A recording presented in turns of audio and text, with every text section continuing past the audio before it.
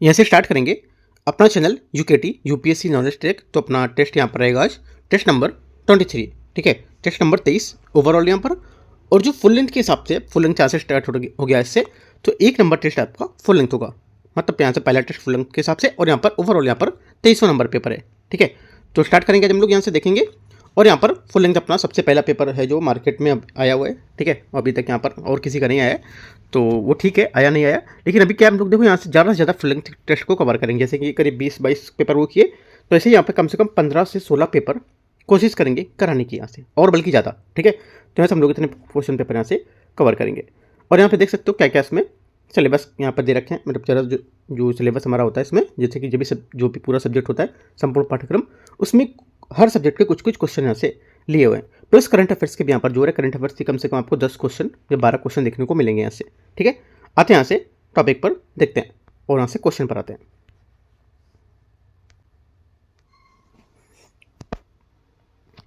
यहाँ से पहला क्वेश्चन है, इसमें बोले ताप व्युत्क्रमण जो है उसके बारे में क्वेश्चन दे रखा है, देखते हैं इसको।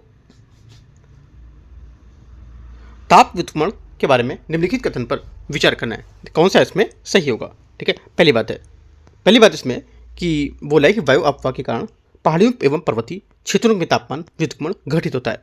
पहली बात यहाँ से करेक्ट है, क्योंकि पहाड़ी और यहाँ पर पर्वतीय क्षेत्रों में रात के समय जो ऊपरी यहाँ पर ढालें होती हैं, उसमें जो हवा होती है वो ठंडी होकर भारी होती है, राइट। और यहाँ पर गुरुत्वाकर्षण जो के कारण यहाँ पर पृथ्वी की घाटियाँ, जो पहाड़ी घाटियाँ होती हैं, उसमें उतरने लगती हैं, जिससे यहाँ पर क्या होता है, वायु अपवाह जो होता है वो उसे कहते हैं।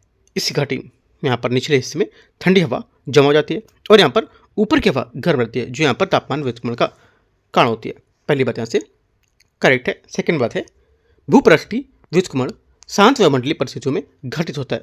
सेकंड बात यहाँ से करेक्ट होगा, क्योंकि भू जो पृष्ठीय जो व्युत्क्रमण होता है, सरफेस यहाँ पर इन्वर्जन, ये सर्दियों की यहाँ पर लंबी रातों और यहाँ पर शांत वायुमंडलीय परिस्थितियों, ठीक है, में होता है। और यदि वह हवा तेज होती है तो वह ठंडी हवा और यहाँ पर गर्म जो परतें हैं उसमें मिला रहती है, जिससे यहाँ पर व्युत्क्रमण नहीं हो पाता है। तो यहाँ से दोनों बातें करेक्ट हैं। आंसर क्या होगा, पहले का करेक्ट आंसर यहाँ से आपका दोनों करेक्ट है, सी। क्वेश्चन नंबर 2 है, रेड सैंडर्स के संबंध में निम्नलिखित कथन पर विचार करना है, कौन सा सही होगा। ये काफ़ी न्यूज़ में था ये वाला, याद रखना है। तो देखते हैं इसको। पहला, ये दक्षिण भारत की एक स्थानिक वृक्ष प्रजाति है। पहली बात यहाँ से करेक्ट है, क्योंकि रेड सैंडर्स जो है ये यहाँ पर दक्षिण भारत, विशेष रूप से आंध्र प्रदेश के लिए यहाँ पर चित्तूर और यहाँ पर कडप्पा जिले में पालकोंडा और यहाँ पर सिलचलम पर्वत श्रृंखलाओं के स्थानिक या एंडेमिक प्रजाति होती है। स्थानिक को बोलते हैं, जहाँ पर पाई जाती है उसको बोलते हैं स्थानिक या एंडेमिक, ठीक है, जो सिर्फ एक ही जगह के लिए जो पाई जाती है। पहली बात करेक्ट है। सेकेंड बात है, ये केवल पश्चिमी घाट के सदाबहार वनों में पाई जाती है। सेकेंड बात है गलत, ये पश्चिमी घाट में नहीं, बल्कि यहाँ पर ये पूर्वी घाट के शुष्क पर्णपाती वन, ड्राई यहाँ पर जो डेसिडुअस यहाँ पर फॉरेस्ट होते हैं उसमें पाई जाती है, सदाबहार वनों में नहीं उगती है, तो ये गलत होगा। तीसरा, इसे IUCN द्वारा एंडेंजर्ड के रूप में चिन्हित किया गया है। तीसरी बात यहाँ से गलत है, क्योंकि यहाँ पर वर्तमान में IUCN रेड लिस्ट में इसे खतरे के करीब नियर जो थ्रेटेड है उसमें यहाँ पर रूप में वर्गीकृत किया गया है, ठीक है। तो एक बार पॉइंट लिख लेना थोड़ा सा, कि यहाँ पर नोट यहाँ पर बनाना है कि समय समय पर इसकी जो स्थिति होती है वो बदलती रहती है, सेम नहीं रहती है ना। जैसे मान लो अगर पिछले साल क्वेश्चन पूछा होता है, जो उससे पहले पूछा होता तो कुछ स्थिति और होती है इसकी, आज कुछ और है, राइट। पहले यहाँ पर एंडेंजर्ड या फिर क्रिटिकल एंडेंजर्ड हुआ करती थी, अब यहाँ पर नियर थ्रेटेड की श्रेणी में आती है।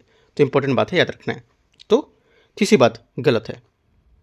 आंसर क्या होगा, पहला सही है और दूसरा तीसरा से गलत है, ठीक है। एक बात यहाँ से करेक्ट हो जाएगी, सही पूछा है। क्वेश्चन नंबर 3 है, निम्नलिखित में से कौन सा विकल्प लोन वुल्फ हमले का सही वर्णन करता है, ठीक है। देखते हैं इसको। देखो ये शब्द जो होता है सुरक्षा और आतंकवाद के संदर्भ में उपयोग किया जाता है, ठीक है। इसके बारे में थोड़ा जान लेते हैं। जब क्या होता है, जब कोई व्यक्ति किसी औपचारिक आतंकी समूह का हिस्सा बने बिना या किसी सीधे निर्देश के लिए यहाँ पर बिना अपनी विचारधारा के कट्टरपंथ के कारण अकेले ही हिंसक घटनाओं को अंजाम देता है, ठीक है। उन्हें ट्रैक करता है, वो कठिन होता है ट्रैक करना, क्योंकि यहाँ पर उनके पीछे एक बड़ा नेटवर्क संचार नहीं होता है, राइट।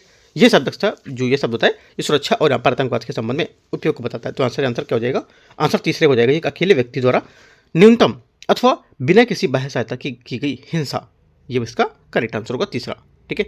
शॉर्ट फॉर्म में इसको समझ सकते हो, जो इसकी पूरी बात थी मैंने आपको यहाँ से बताई। तीसरे का आंसर हो जाएगा सी, यहाँ से करेक्ट आंसर है। तीसरे का सी नहीं, तीसरे का बी, तीसरे का बी होगा, अकेले व्यक्ति द्वारा न्यूनतम अथवा बिना किसी बाह्य सहायता के लिए की गई हिंसा। ठीक है, ये करेक्ट होगा। क्वेश्चन नंबर 4 है, दिवाला एवं शोधन ऋण शोधन जो क्षमता है उसके संबंध में विधेयक है 2025 विचार करना है, कौन सा सही होगा इसमें देखते हैं। करंट का क्वेश्चन है, पहला बोला है यह विधेयक दिवालियापन प्रस्तावों में देरी को कम करने के लिए सख्त समय सीमा लागू करता है। पहली बात यहाँ से स्टेटमेंट क्या होगी, ये करेक्ट है क्योंकि 2025 के संशोधन मुख्य रूप से या मुख्य उद्देश्य इसका था कि जो प्रक्रिया है उसमें होने वाली देरी को कम करना। इससे कई मामले जैसे कि 330 दिन की जो समय सीमा है इसको पार कर जाती है, जिससे यहाँ पर सख्ती से लागू करने के प्रावधान किए गए हैं। पहली बात करेक्ट है। सेकेंड, यह राष्ट्रीय कंपनी कानून न्यायाधिकरण एनसीएलटी की कार्रवाई में बोझ कम करने को लेकर के लेनदार शुरुआत वाला दिवाला समाधान प्रक्रिया एक नया ढांचा पेश करेगा। सेकंड बात गलत है क्योंकि एनसीएलटी के बीच जो बोझ होता है उसको यहाँ पर कम करने के लिए मुख्य रूप से प्री पैकेज्ड इंसॉल्वेंसी या डेप्टर इन कंट्रोल, ठीक है, वो यहाँ पर मॉडल पर जोर दिया जा रहा है, ना कि यहाँ पर लेनदार शुरुआत वाली प्रक्रिया पर ढांचे पर। ये बात गलत होगा। तीसरी बात है, विधेयक भारत के दिवाला ढांचे को वैश्विक सर्वोत्तम प्रथाओं के साथ संरेखित करने के लिए सीमा पार यहाँ पर जो दिवालियापन है उसकी निपटने हेतु आवश्यक प्रावधानों को संहिताबद्ध करता है। तीसरी बात से करेक्ट है। ओनली 1 3 करेक्ट है। आंसर यहाँ से क्या हो जाएगा, सी, यहाँ से 1 3 सी यहाँ से करेक्ट है।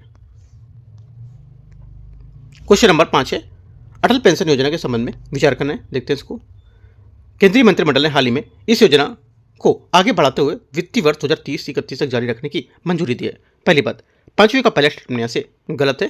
ठीक है, पहली बात गलत है क्योंकि यहाँ पर एपीवाई अटल पेंशन योजना जो है एक स्थायी योजना है। हालांकि समय समय पर इसके कार्यान्वयन की समीक्षा की जाती है, लेकिन हाल ही कैबिनेट जो निर्णय है उसे किसी विशेष वर्ष जैसे कि 2030-31 के लिए सीमित करने उसके लेकर के बजाय इसे जो कवरेज है उसको बढ़ाने पर जोर दिया गया है, तो ये बात गलत होगी। सेकेंड बात है, वर्तमान नियमों के अनुसार 18 से 40 वर्ष की आयु का कोई भी यहाँ पर कोई भारतीय नागरिक जो आयकर दाता है, इनकम टैक्स पेयर है, वो इस यहाँ पर योजना में शामिल होने का पात्र होता है। पांचवें का सेकंड क्या होगा, पांचवें का जो सेकंड स्टेटमेंट गलत है क्योंकि यहाँ पर 1 अक्टूबर 2022 से यह प्रभावी नियमों के अनुसार कोई भी नागरिक आयकर दाता जो होता है, इनकम टैक्स जो पेयर होता है, ठीक है, वह शामिल होने के लिए पात्र नहीं है। इसका उद्देश्य की योजना के लाभों का समाज का सबसे बड़ा जो गरीब वर्ग है और असंगठित वर्ग है उस तक ही सीमित रखना होगा। ठीक है, तो सेकेंड बात भी इसकी गलत हो जाएगी। तो दोनों बातें याद रखना कैसे गलत है इसकी। ठीक है, तीसरी बात यहाँ से, तीसरी बात बोला है योजना पेंशन फंड नियामक और यहाँ पर विकास प्राधिकरण PFRDA द्वारा प्रशासित होती है और इसमें न्यूनतम पेंशन की गारंटी भारत सरकार द्वारा दी जाती है। तीसरी बात यहाँ से करेक्ट है क्योंकि यहाँ पर यह योजना PFRDA फंड पेंशन और जो नियामक विकास प्राधिकरण है इसके द्वारा प्रशासित होती है और इस यहाँ पर अनुदान के आधार पर 1000 से 5000 रुपये तक की न्यूनतम पेंशन गारंटी भारत सरकार देती है। तो ये बात करेक्ट है। केवल 3 करेक्ट है ना, केवल तीसरा मतलब एक स्टेटमेंट यहाँ से तीनों में सही है। ए क्या हो जाएगा, इसका आंसर हो जाएगा। क्वेश्चन नंबर आते हैं 6 में, 6 नंबर क्वेश्चन। 6 नंबर क्वेश्चन है, निम्नलिखित में से कौन सा ग्रंथ भिक्षुक जीवन, कौन सा ग्रंथ यहाँ पर बौद्ध ग्रंथ है जो भिक्षुक जीवन के नियमों और यहाँ पर विनियमों के साथ संघ और भिक्षु के जो भिक्षुणी हैं उनके दैनिक कार्यों को अंतर्विष्ट करता है। आंसर हो जाएगा छठे का करेक्ट आंसर, यहाँ से विनय पिटक यहाँ से सही आंसर होगा।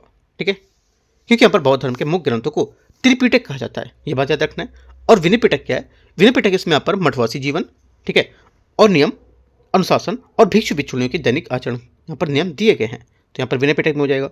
और सुत्त पिटक में क्या होगा, जो सुत्त पिटक है इसमें आपका होता है कि जो इसमें बुद्ध के उपदेशों और सिद्धांतों का संग्रह होता है।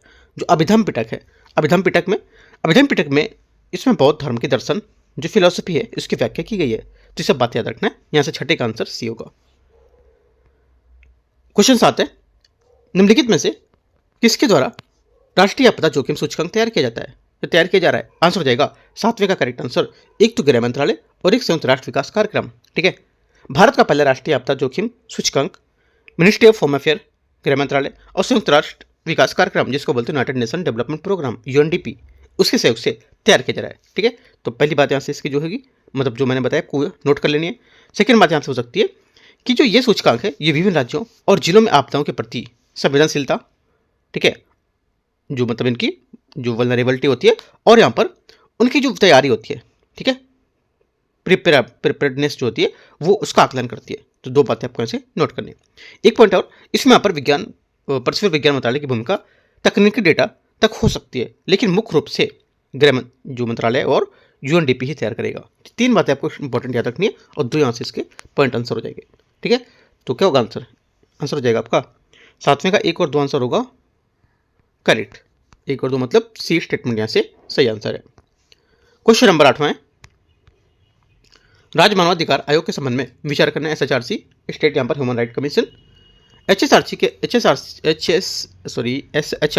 के अध्यक्ष और सदस्य राज्य सरकार या केंद्र सरकार के अंतर्गत आगे किसी अन्य नियोजन के पात्र नहीं होते हैं। पहली बात देखो, 8वें का पहला स्टेटमेंट यहाँ से करेक्ट है, क्योंकि मानवाधिकार संरक्षण अधिनियम के तहत यहाँ पर एसएचआरसी के अध्यक्ष और सदस्य सेवानिवृत्ति के बाद भारत सरकार या किसी राज्य सरकार के अधीन किसी अन्य नियोजन के पात्र नहीं होते हैं, ताकि यहाँ पर संस्था में जो पशिक्षा होती है बनी रह सके, है ना। पहली बात करेक्ट है, निष्पक्षता और यहाँ पर पारदर्शिता बना रहे। सेकेंड बात है, एसएचआरसी के अध्यक्ष और सदस्यों को केवल राष्ट्रपति द्वारा ही हटाया जा सकता है। सेकेंड बात भी करेक्ट है, क्योंकि यहाँ पर ये एक महत्वपूर्ण संवैधानिक बिंदु है। ठीक है, एसएचआरसी के अध्यक्ष और यहाँ पर सदस्यों की नियुक्ति राज्यपाल द्वारा की जाती है, लेकिन उन्हें पद से हटाने की शक्ति केवल राष्ट्रपति के पास होती है। इसी आधार पर जैसे यूपीएससी या एसपीएससी के सदस्यों को हटाया जाता है। तो ये बात भी आपको याद रखना है। दोनों बातें करेक्ट है, इंपॉर्टेंट है। आंसर यहाँ से सी करेक्ट है। क्वेश्चन नंबर 9, हाल ही में समाचारों में रही मिशन मौसम के पहल के बारे में विचार करना है। इसका मुख्य उद्देश्य कृत्रिम वर्षा, क्लाउड यहाँ पर सीडिंग और दमनकारी तकनीकों के माध्यम से वेदर मॉडिफिकेशन की क्षमता में विकसित करना। पहला करेक्ट है, क्योंकि यहाँ पर हाल ही में मिशन मौसम के यहाँ पर एक प्रमुख महत्वाकांक्षी उद्देश्य जो वेदर मॉडिफिकेशन तकनीकी विकसित करना, जिससे क्या क्लाउड सीडिंग के लिए बारिश कराना और बिजली गिरने जैसी घटनाओं को कम करना शामिल होगा। पहली बात करेक्ट है। इसे पृथ्वी विज्ञान मंत्रालय द्वारा कार्यान्वित किया जा रहा है, जिसमें यहाँ पर 2026 तक अगली पीढ़ी के रडार और सुपर कंप्यूटर स्थापित करने का लक्ष्य होगा। सेकेंड बात भी करेक्ट है। ठीक है, जिससे क्या होगा कि यहाँ पर इनको अपग्रेड करने की आसानी मिल सकेगी। तीसरी बात है, यह मिशन पूरी तरह से केवल चक्रवात जो साइक्लोन्स होते हैं उसकी भविष्यवाणी करने के लिए समर्पित होगा और अन्य मौसम संबंधी घटनाओं को कवर नहीं करेगा। ये बात गलत है, क्योंकि यहाँ पर ये केवल चक्रवात तक सीमित नहीं है। ये मिशन भारी बारिश, ठीक है, कोहरा, फॉग जो होता है, ओलावृष्टि, ठीक है, और आपका जो लू है, जैसे लू यहाँ पर हीट वेव चलती है, जैसे यहाँ पर चरम जो घटनाएं होती हैं उसको सटीक भविष्यवाणी करेगा। देखो लू भी यहाँ पर शामिल है, सब ठंडी वाली चीज़ें नहीं है, जैसे कोहरा है, बारिश है, फॉग है ना, तो सब ठंडे में आएगा। ये एक लू गर्म है ना, ये भी यहाँ पर इसमें शामिल होगा। तो ये बात याद रखना इंपॉर्टेंट है। तो तीनों बातें यहाँ से करेक्ट है। या बोल देगा ऐसा करके बोलेगा कि सिर्फ सर्दी के मौसम को लेकर ही यहाँ पर ये ऐसा काम करेगा, है ना, गर्मी के मौसम में सब नहीं होगा ऐसा। तो गर्मी के मौसम को लेकर के लू है, हीट वेव गर्मी में चलती है, तो ये भी शामिल है इसमें, है ना, याद रखना है। तो दो बातें करेक्ट है, 1 2। तीसरी बात इसकी गलत हो जाएगी। ए यहाँ से सही आंसर है। क्वेश्चन नंबर 10 है, राष्ट्रीय वन जीव यहाँ पर जो बोर्ड्स के बारे में विचार करना है, कौन सा सही होगा। पहली बात है, ये जैव विविधता अधिनियम के तहत स्थापित एक वैधानिक संगठन होगा, ठीक है, वैधानिक संगठन होगा। पहली बात यहाँ से 10वें का गलत है, क्योंकि यहाँ पर राष्ट्रीय वन जीव बोर्ड NBWL 1 की स्थापना वन्यजीव संरक्षण अधिनियम 1972 के तहत यहाँ पर की गई थी, न कि जैव विविधता अधिनियम के तहत की गई थी। ये एक वैधानिक संगठन है, तो ये बात गलत होगी। इसकी अध्यक्षता भारत के प्रधानमंत्री द्वारा की जाती है। सेकेंड बात ऐसे करेक्ट है, क्योंकि इसकी अध्यक्षता प्रधानमंत्री जी करते हैं और पर्यावरण, वन और जलवायु परिवर्तन मंत्री भी इसके उपाध्यक्ष होते हैं। ये बात सही है। तीसरा, राष्ट्रीय वन्यजीव जो बोर्ड होते हैं, इसके उन संस्थाओं के बिना राष्ट्रीय उद्यानों की सीमाओं में कोई परिवर्तन नहीं किया सकता है। तीसरी बात क्या होगी? तीसरी बात यहाँ से करेक्ट है, क्योंकि वन्यजीव संरक्षण अधिनियम के अनुसार जो राष्ट्रीय उद्यान है, नेशनल पार्क जो होते हैं और वन्यजीव अभ्यारण्य, उसकी सीमाओं में कोई परिवर्तन NBWL की सिफारिश के बिना नहीं कर सकते हैं, ठीक है। तीसरी बात करेक्ट होगी। आंसर क्या होगा? केवल 2 3 सही है। पूछा क्या है? पूछे कौन सा सही होगा? बी। क्वेश्चन नंबर 11 है, अंतर्राज्यीय जल विवादों के संबंध में विचार करना है, कौन सा सही होगा। संविधान के अनुच्छेद 262 के अंतर्गत अंतर्राज्यीय जल विवादों के अधिनियमन का प्रावधान किया गया है। पहली बात करेक्ट है, ठीक है। क्या पर इनके 262 के तहत संसद के अंतर्राज्यीय नदियों के जल उपभोग, वितरण और उनके जो नियंत्रण है उससे संबंधित विवादों का न्याय निर्णय के लिए कानून बनाने की शक्ति देता है। सेकेंड बात है, अंतर्राज्यीय जल विवाद अधिनियम 1956 संसद को किसी अंतर्राज्यीय विवाद को लेकर की स्थिति के निर्णय और तदर्थ अधिकरण स्थापित करने की शक्ति भी प्रदान करेगा। सेकेंड बात भी करेक्ट है, ठीक है। जैसे किसी का विवाद हो और यहाँ पर उसके लेकर के एक तदर्थ और न्यायाधिकरण का गठन भी कर सकेगा। तीसरी बात है, न्यायाधिकरण का निर्णय अंतिम और संबंधित पक्षों में बाध्यकारी होगा। तीसरी बात भी कह कि अगर ऐसा कुछ होता है तो इस अधिनियम के तहत न्यायाधिकरण जो होगा वो अंतिम निर्णय होगा और संबंधित राज्य की कानूनी रूप से बाध्यकारी माना जाएगा। ठीक है, ऐसे मामलों में सर्वोच्च न्यायालय अधिकार क्षेत्र सीमित कर दिया गया इसमें। ठीक है, ऐसे बोलेगा, आपसे बोलेगा कि इसमें जो सर्वोच्च न्यायालय को यहाँ पर जो अधिकार है ये सीमित नहीं किया गया है ना, ऐसा करके कुछ बोलेगा। तो आपको याद रखना है कि जो यहाँ पर इस मामले में ऐसे जो मामले होते हैं सर्वोच्च न्यायालय का अधिकार क्षेत्र सीमित कर दिया जाता है। ठीक है, तो तीनों बातें यहाँ से करेक्ट है। आंसर क्या होगा? डी यहाँ से 11वें का सही आंसर है। की पॉइंट आप नोट करते चलो। ठीक है, इसके क्वेश्चन नंबर 12, केंद्र राज्य जो यहाँ पर वित्तीय संबंध है उसके बारे में विचार करना है। पहली बात है, राष्ट्रपति की सहमति से संबंधित जो निगम है और यहाँ पर कंपनियां है उसकी संपत्ति और आय केंद्र द्वारा कर अधिरोपित नहीं किया जा सकता है। पहली बात, 12वें का पहला यहाँ से गलत है क्योंकि यहाँ पर अनुच्छेद 285 के तहत यहाँ पर केंद्र सरकार की संपत्ति को राज्यों द्वारा लगाए गए सभी करों से छूट प्राप्त है, लेकिन राज्यों द्वारा स्थापित जो निगम है और कंपनी है उसकी जैसे सार्वजनिक क्षेत्र का उपक्रम इसको कोई स्वतः छूट प्राप्त नहीं होती है। पहला गलत हो जाएगा। सेकेंड बात है, बिक्री कर के भीतर केंद्र की सभी संपत्तियां राज्य कराधान के अधीन होती हैं। सेकेंड बात यहाँ से गलत है क्योंकि यहाँ पर केंद्र की जो संपत्तियां होती हैं राज्य के कराधान से मुक्त होती हैं और राज्य की संपत्ति तब तक यहाँ पर नहीं लगा सकती, जब नहीं लगा सकते तब तक संपत्ति कर नहीं लगा सकते जब तक कि यहाँ पर संसद कानून बनाकर इसकी अनुमति न दे देगा। तो ये भी बात गलत है। दोनों बातें यहाँ से गलत है। 12वें का आंसर क्या होगा? सही पूछा तो कोई नहीं सही है। क्वेश्चन नंबर 13, 13 नंबर है, निम्नलिखित पर संगठनों पर इसकी स्थापना बी आर अम्बेडकर द्वारा की गई थी। किसकी स्थापना बताना है आपको। पहली बात यहाँ पर बोले 13 में, यह अत्यंश संघ की स्थापना। देखो, बी आर अम्बेडकर ने बहिष्कर हितकारिणी सभा और अत्यंश जैसे संगठन के माध्यम से दलित के अधिकारों के लिए काम किया था। तो करेक्ट हो जाएगा। All India depressed classes league, ये बात यहाँ से गलत है क्योंकि all India depressed classes league की स्थापना 1935 है ना, 1935 इसमें यहाँ पर जगजीवन राम ने की थी। अम्बेडकर ने 1930 में all India depressed classes Congress की अध्यक्षता की थी जो एक अलग संगठन था। तो ये बात गलत होगी। तीसरा बोला हरिजन सेवक संघ। हरिजन सेवक संघ यहाँ पर इसकी स्थापना 1932 में महात्मा गांधी ने की थी। ये बात गलत हो जाएगी। सिर्फ एक बात करेक्ट है, पहली वाली। तो पूछा सही आंसर कितना होगा, तो एक यहाँ से इसका सी नंबर सही होगा 13 का। क्वेश्चन 14, 14 नंबर क्वेश्चन है। 14 नंबर बोला पारिस्थितिक संवेदनशील जोन ESZ के बारे में विचार करना है। ये पर्यावरणीय संरक्षण अधिनियम 1986 ठीक है 1996 के तहत यहाँ पर अनुसूचित पारिस्थितिक रूप से महत्वपूर्ण क्षेत्रों का।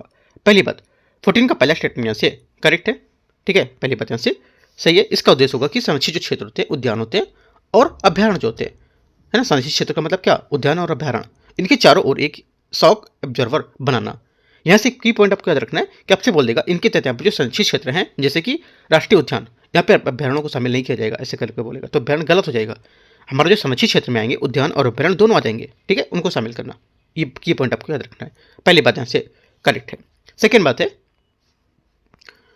ESZ के रूप में घोषित क्षेत्र किसी भी वाणिज्यिक गतिविधि की अनुमति नहीं प्रदान की गई है। सेकेंड बात यहाँ से गलत होगी क्योंकि यहाँ पर ESZ में सभी वाणिज्यिक जो गतिविधि होती है उस पर रोक नहीं होती है। गतिविधि के यहाँ पर 3 श्रेणियों में बांटा जाता है, जैसे कि प्रतिबंधित इसमें जैसे खनन, विनियमित में, रेगुलेटेड में जैसे कि कुछ होटल रिसोर्ट जो रिसोर्ट्स होते हैं वो, और कुछ अनुमति में होती है जिसमें जैसे जैविक खेती इसमें। तो ये बात गलत होगी। तीसरा, क्योंकि बोला कि इसमें अनुमति प्रदान नहीं की जाती है तो गलत हो जाएगा। तीसरा है, एक ESZ केवल 5 किलोमीटर तक क्षेत्र को लेकर के ESZ घोषित कर सकता है क्षेत्र। तीसरी बात गलत है क्योंकि यहाँ पर समानता ESZ संरक्षित क्षेत्र की सीमा 10 किलोमीटर तक फैला होता है, और लेकिन कुछ विशेष मामलों में जैसे पारिस्थितिक गलियारे होते हैं ये 10 किलोमीटर से अधिक भी कर सकते हैं। ओनली 1 करेक्ट है। 14 का पूछा क्या है कि कौन से यहाँ से सही होगा, एक बात करेक्ट है। क्वेश्चन 15, निम्नलिखित में से कौन से युग में पर सही होगा, देखते हैं। सही सम्मिलित कर रहा है बुद्ध के जीवन की घटनाएं और इनके संबंधित स्थल। पहली बात है ज्ञान प्राप्ति लुम्बिनी, है ना, पहली बात यहाँ से गलत है। ज्ञान की प्राप्ति बोध गया बिहार से हुई थी। लुम्बिनी बुद्ध का जन्म स्थान था, ये की पॉइंट आप लिख लो यहाँ से। ठीक है, सेकेंड बात है प्रथम उपदेश सारनाथ। प्रथम उपदेश सारनाथ ने दिया, तो ये बात सही है क्योंकि यहाँ पर बुद्ध ने अपना प्रथम उपदेश धम्म चक्र प्रवर्तन सारनाथ उत्तर प्रदेश में दिया। महापरिनिर्वाण की प्राप्ति बोध गया, ये भी गलत है क्योंकि महापरिनिर्वाण जो होता है जिसको बोलते हैं मृत्यु, तो यहाँ पर ही क्या होगा, यहाँ पर हो जाएगा ये मृत्यु जो होगा ये कुशीनगर में प्राप्त हुआ था, जो बोधगया में ज्ञान प्राप्ति हुई थी स्थल था। सिर्फ यहाँ से दूसरी बात करेक्ट है, बाकी सब गलत है। सही सम्मिलित पूछा तो बी। क्वेश्चन नंबर 16 नंबर है, यदि अमेरिकी डॉलर की तुलना में भारतीय रुपए की वास्तविक विनिमय दर एक कम से कम हो तो यहाँ पर क्या इंगित करेगा। ये क्वेश्चन फिर से पढ़ते हैं क्योंकि इकोनॉमिक का क्वेश्चन है, थोड़ा सा टफ होता है इसकी लैंग्वेज। ये क्वेश्चन बोला है यदि अमेरिकी डॉलर जो होता है इसकी तुलना में, जो अमेरिकी डॉलर की तुलना में भारतीय रुपए की जो वास्तविक विनिमय दर होगी वो एक से कम होती है, ये क्या इंगित करेगी। अगर एक से कम होगी तो क्या इंगित करेगी ये बताना है। देखो ये इंगित करेगी कि यहाँ पर एक रुपया जो होता है ये भारत की तुलना में संयुक्त राज्य अमेरिका के समान उत्पाद की कम मात्रा खरीदेगा। ठीक है, अपने माइंड से सोचना है चीज़, तो आप आंसर कर ले जाओगे। देखो अगर आप पर इकोनॉमिक में क्वेश्चन में अपना थोड़ा सा माइंड यूज करोगे ना तो आप क्वेश्चन कर पाओगे। अगर आपने अपना वहीं याद करने वाला माइंड लगा दिया कि मैंने क्या पढ़ा था तो वहीं से क्वेश्चन आपको गलत हो जाएगा, क्योंकि जो पढ़ा है आपने वो चीज़ यहाँ से अलग होती है ना। और यहाँ पे पूछ रहा चीज़ अलग पूछ रहा है। जो यूपीएससी क्वेश्चन पूछता है इकोनॉमिक के, वो सब माइंड एकदम पे रिलेटेड क्वेश्चन पूछता है, क्या यहाँ पर हो सकता है, अपना क्या माइंड वहाँ पर काम कर सकता है आपका। ठीक है, तो उस कुछ चीज़ को लेकर के क्वेश्चन यहाँ पर घुमाता है, जैसे कि यहाँ पर क्वेश्चन पूछा है। ठीक है, तो क्वेश्चन एग्जाम में बन सकता है, इंपॉर्टेंट चीज़ है ये। तो क्या होगा आंसर 16 का ए यहाँ से करेक्ट होगा। एक रुपया भारत की तुलना में संयुक्त राज्य अमेरिका के समान उत्पाद की कम मात्रा खरीदेगा। कब? यदि अमेरिकी डॉलर की तुलना में भारतीय रुपए एक वास्तविक विनिमय दर से कम हो जाएगा। तो ये आप लिख सकते हो दोनों पॉइंट को, है ना, ऐसे जैसे मैंने आपको बताया। राइट, तो ये बात हो गई। देखो वास्तविक विनिमय दर क्या होता है, ये बताती है कि एक देश की वस्तुएं को दूसरे देश की वस्तुओं से किस दर पर या किस दर के बदले यहाँ पर व्यापार किया जा सकता है। इसको क्या बोलते हैं, वास्तविक विनिमय दर, ये आप लिख सकते हो, जिसको बोलते हैं RER। ठीक है, अगला है, अगला पॉइंट यहाँ पर इसकी विपरीत, यहाँ पर जो RER होता है ये अगर ज़्यादा है, ठीक है, एक रुपये से ज़्यादा अगर इसे होता है, वस्तु विनिमय दर अगर ज़्यादा होती है एक रुपये से, तो भारतीय वस्तुएं अंतर्राष्ट्रीय स्तर पर महंगी हो जाती हैं और रुपया अधिक शक्तिशाली हो जाता है। ये पॉइंट आप नोट कर लो, इंपॉर्टेंट है। ठीक है, आगे, और अगर यहाँ पर रुपए की वैल्यू अधिक होती है RER से, मतलब रुपए की वैल्यू अगर यहाँ पर अधिक होगी वस्तु विनिमय दर से, तो इसका अर्थ होता है कि घरेलू मुद्रा में जो क्रय शक्ति है वो विदेशों में कम है।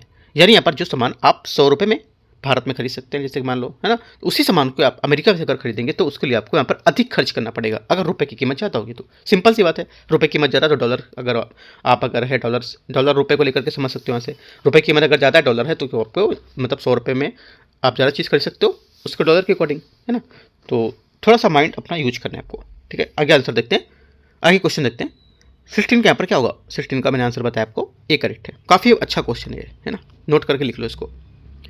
क्वेश्चन नंबर 17 है, भारतीय वन स्थिति रिपोर्ट के संबंध में विचार करना है। ये बोला है 2025 की रिपोर्ट है, उसको लेकर के भारत के पूर्वोत्तर राज्यों में कुल वन क्षेत्र में निरंतर वृद्धि दर्ज की गई है। पहली बात, 17 का पहला स्टेटमेंट यहाँ से क्या होगा, गलत है, क्योंकि यहाँ पर हाल ही रिपोर्ट के अनुसार भारत के पूर्वोत्तर राज्य नॉर्थ ईस्ट में वन क्षेत्र में गिरावट देखी गई है, वृद्धि नहीं देखी गई है। इसके मुख्य कारण झूमिंग कृषि और यहाँ पर बुनियादी ढांचे का विकास होगा। वन आवरण जो फॉरेस्ट यहाँ पर कवर है, ये किसकी गणना 10% से अधिक ट्री कैनोपी डिसेंटी वाले जो निजी बागान है उसमें भी शामिल किए जाएंगे। सेकेंड बात यहाँ से करेक्ट है, क्योंकि वन आवरण जो होता है फॉरेस्ट कवर, इसकी परिभाषा के तहत यहाँ पर 1 हेक्टेयर से अधिक ऐसी भूमि या ऐसी सभी भूमि शामिल करनी जहाँ पर ट्री कैनोपी डेंसिटी 10% से अधिक होती है, चाहे वह भूमि सरकारी हो या निजी बागान की हो। सेकेंड बात भी सही है। तीसरी बात है, क्षेत्रफल के आधार पर अरुणाचल प्रदेश भारत का सबसे बड़ा वन क्षेत्र वाला राज्य होगा। तीसरी बात यहाँ से गलत होगी, क्योंकि क्षेत्रफल के आधार पर मध्य प्रदेश भारत का सबसे बड़ा वन क्षेत्र वाला राज्य होगा, अरुणाचल प्रदेश दूसरे स्थान पर आता है। तो 1 और 3 गलत है, सिर्फ दूसरी बात यहाँ से करेक्ट है, आंसर बी। क्वेश्चन 18 हेपेटाइटिस के संबंध में विचार करना है। हेपेटाइटिस बी और सी के संक्रमण मुख्य रूप से दूषित भोजन और असुरक्षित जल सेवन से होता है। पहली बात यहाँ से गलत है, क्योंकि हेपेटाइटिस ए और ई दूषित भोजन और जल से फैलने से होता है, जबकि बी और सी जो होता है ये रक्त जनित जो ब्लड यहाँ पर भ्रूण होते हैं, ठीक है, उनके यहाँ पर होते हैं, जो संक्रमित सुई या असुरक्षित जो शारीरिक संबंध होते हैं उससे फैल सकता है। ठीक, तो यहाँ से गलत हो जाएगा। सेकेंड बात बोला इसमें, भारत सरकार ने राष्ट्रीय वायरल हेपेटाइटिस नियंत्रण कार्यक्रम के तहत यहाँ पर 2030 तक हेपेटाइटिस सी उन्मूलन का लक्ष्य रखा है। सेकेंड बात ऐसे करेक्ट है, क्योंकि भारत सरकार के यहाँ पर राष्ट्रीय जो वायरल हेपेटाइटिस नियंत्रण कार्यक्रम है इसका लक्ष्य 2030 तक वायरल हेपेटाइटिस विशेषकर सी और सार्वजनिक स्वास्थ्य समस्या के रूप में समाप्त करना है। राइट, तो यहाँ पर सेकेंड बात इसकी करेक्ट है। आगे देखते हैं, पहला गलत है, दूसरा सही है। तीसरी बात है, तीसरा है हेपेटाइटिस बी के लिए प्रभावी वैक्सीन उपलब्ध है, जबकि यहाँ पर हेपेटाइटिस सी के लिए वर्तमान में कोई वैक्सीन उपलब्ध या मौजूद नहीं है। तो ये बात करेक्ट है। ठीक है, आंसर क्या होगा? आंसर हो जाएगा 2 और 3 इसका सही है, बी। आगे क्वेश्चन देखते हैं 19 नंबर। अंतर्राष्ट्रीय परिवहन गलियारे के संबंध में विचार करना है। पहली बात ध्यान से, भारत मध्य यूरोप पूर्व मध्य यूरोप आर्थिक गलियारा का उद्देश्य भारत को अरब खाड़ी के माध्यम से यूरोप को जोड़ना, जिसमें रेल और समुद्री मार्ग दोनों शामिल होगा। पहली बात 19 का पहला स्टेटमेंट यहाँ से करेक्ट है। ठीक है, क्योंकि यहाँ पर जो पहले बात बोल रहा है इसमें, ये India middle east Europe economic corridor जो है IMEC, ये यहाँ पर भारत को संयुक्त अरब अमीरात, सऊदी अरब, ठीक है, जॉर्डन, इजराइल के माध्यम से यूरोप को जोड़ने के लिए एक ऐतिहासिक परियोजना होगी। पहली बात करेक्ट है। सेकेंड बोला है उत्तर दक्षिण अंतर्राष्ट्रीय परिवहन गलियारा एक यहाँ पर बहु मॉडल मार्ग होगा जो हिंद महासागर के कैस्पियन सागर के रास्ते से रूस और यूरोपीय हिस्से को या उत्तरी यूरोप को जोड़ेगा। सेकेंड बात करेक्ट है। तीसरा है हाल ही में चर्चा में रहा चबार बंदरगाह, चबार जो पोर्ट है IMEC परियोजना का एक मुख्य रूप से रणनीतिक हिस्सा होगा। तीसरी बात क्या होगी? तीसरी बात से गलत है, चबार INSTC का हिस्सा होगा और का हिस्सा है, और यहाँ पर भारत की अफगानिस्तान की एशिया तक की पहुंच है उसके लेकर के महत्वपूर्ण IMEC के मुख्य रूप में अरब के जो प्रायद्वीप है बंदरगाह जैसे दुबई का जो जेबेल अली है इसके पर ध्यान केंद्रित किया गया, ना कि चबार बंदरगाह को लेकर के। तो बात गलत हो जाएगी। ठीक है, आंसर क्या होगा? आंसर 1 और 2 सिर्फ करेक्ट है, ये यहाँ से सही आंसर है। क्वेश्चन नंबर 20 है